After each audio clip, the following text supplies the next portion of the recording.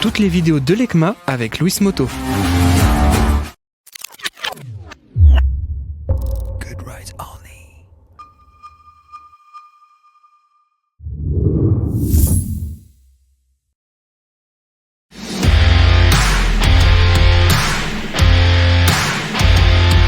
Sur le segment des scooters GT, les X-Max 125 et 300 changent cette année. Vous le voyez, ça commence par quoi? Du look, la cosmétique, nouvelle face avant, nouvelle face arrière, avec des nouvelles optiques. Le X qui rappelle forcément l'appellation X-Max. Vous le verrez également derrière, le petit feu en X, full LED bien évidemment.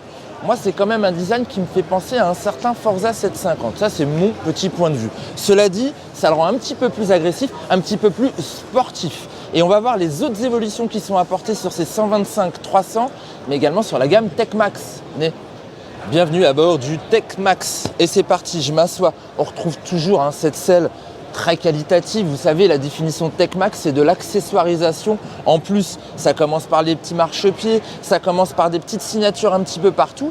Et la grosse nouveauté cette année sur la famille Tech-Max, c'est l'écran TFT. Venez voir, regardez, ça se passe ici. Vous vous retrouvez avec un TFT en bas pour tout ce qui est connectivité avec votre portable, pour toutes les informations parallèles, on va dire, la navigation. Et là-haut, on va retrouver dans un écran classique type LCD à éclairage rétro-négatif, on est sur un fond noir avec des écritures blanches, on voit très très bien.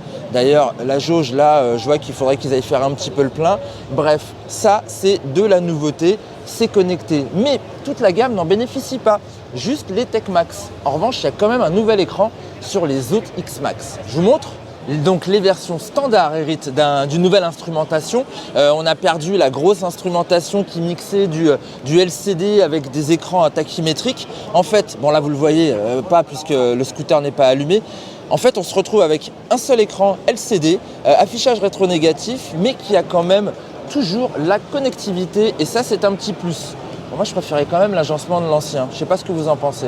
Bon après pour le reste, on retrouve évidemment toutes les caractéristiques de ces deux engins 125-300 avec un 125, vous le savez, qui fait moins de 13 chevaux depuis qu'il est passé en Euro 5. Pour autant, ça n'a pas l'air de le gêner au niveau des ventes. Et un 300 cm3 qui reste toujours à peu près à 29 chevaux. Au niveau du châssis, pas de modification. En revanche, Yamaha nous informe d'une nouvelle répartition des masses, un petit peu plus sur l'avant pour avoir une meilleure maîtrise de la direction. Bon, moi ce que je vois sur la nouvelle selle, dont le revêtement imite assez bien le cuir, c'est qu'ils l'ont revu ici et là au niveau des marchepieds pour qu'on ait de meilleurs accès au sol, de meilleurs appuis. Bon, moi je connaissais pas trop le problème avec mes 183 cm, mais les plus petits d'entre nous apprécieront. Bon, les nouveaux X-Max 2023 débarqueront en concession Yamaha à partir du mois de mai de l'année prochaine. On ne connaît pas encore les tarifs. Ce que je peux vous dire, c'est que sur cette année 2022, le 300, lui, il était à 6 499 €. Quant au 125, il était vendu 5 299 €. On s'attend à une inflation, c'est sûr.